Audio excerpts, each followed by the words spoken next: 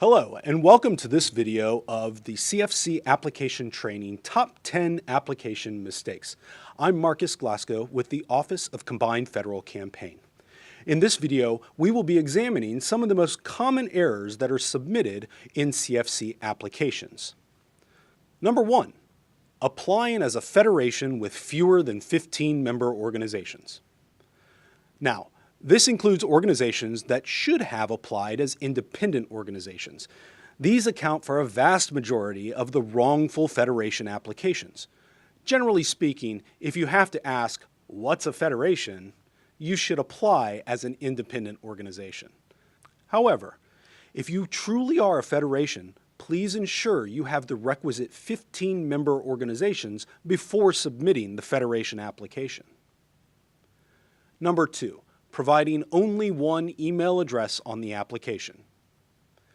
People move, go on maternity leave, and take vacations. When life happens, it's best to have a backup in place to receive all those pesky emails from OPM. It is highly recommended that you provide more than one email address in Step 2. Simply separate email addresses with semicolons, as shown in this example. Number 3, not checking the certification statement on Step 3. This statement affirms the applicant provides services, benefits, or assistance to, or conducting activities affecting human health and welfare. Some applicants believe they do not provide human health and welfare benefits. Look, simply because your mission area is, say, the environment, or the arts, or stray cats, does not mean your organization does not provide human health and welfare benefits. In fact, all 501c3 organizations meet this requirement. It was decided in the 1980s. There were court cases, so you're all set. Number 4, submitting financial statements and IRS Form 990 for different fiscal periods. Many organizations must submit the audited or reviewed financial statements, and all organizations must submit either an IRS Form 990 or pro forma IRS Form 990. When both are submitted, the fiscal period they cover must be the same. When the two cover different fiscal periods, this is a definite cause for denial of the application. Number 5.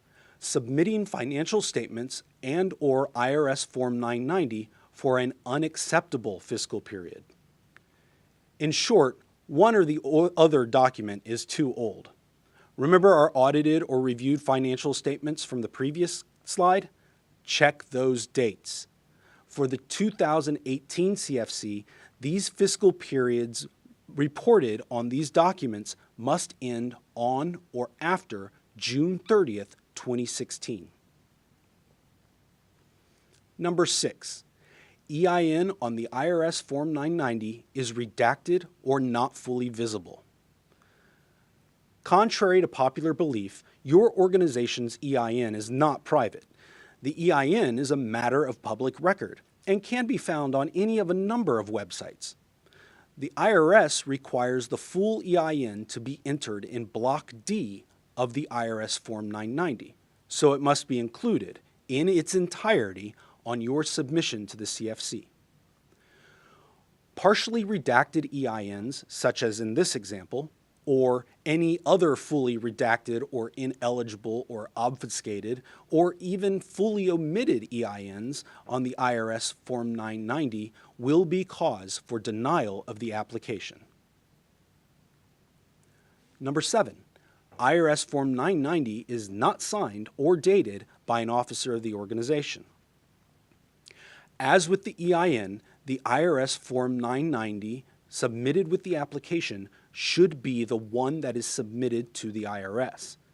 So it stands to reason that the IRS Form 990 is signed and dated as well.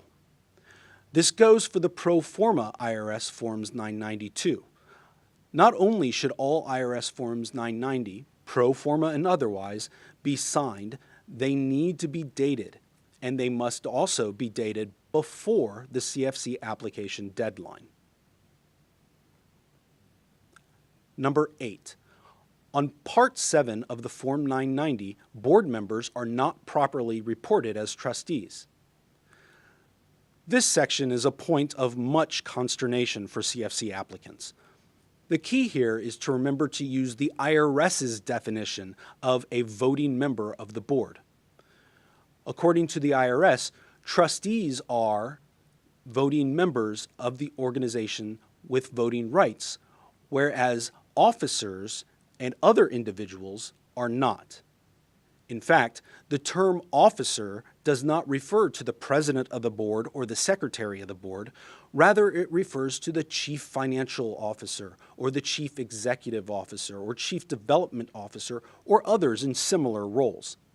Remember, it is possible for someone to be marked as both a trustee and an officer. For CFC purposes, we count only personnel marked as individual or institutional trustees in the columns checked in this example. Number 9, compensation information is left blank or is not fully reported for Part 7, columns D through F. Also in Part 7, many organizations forget to include compensation information as required by the IRS, or they assume that a blank box in columns D through F is the same as a 0. When these fields are blank, OPM cannot determine whether a majority of the board served without compensation.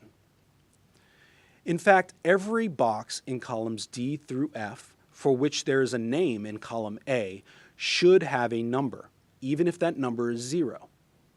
There is one exception.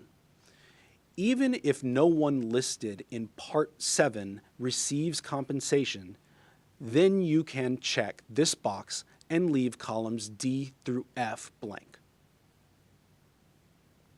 Number 10, AFR numbers not reported on the IRS Form 990, and OPM cannot calculate the AFR. OPM must calculate the AFR for every organization listed in the CFC, and this cannot be done without these figures entered in Parts 8 and 9.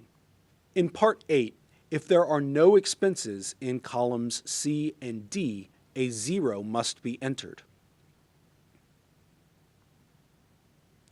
I know I said that there were only 10 items, but here's the 11th one, submitting the application and later wanting to edit it.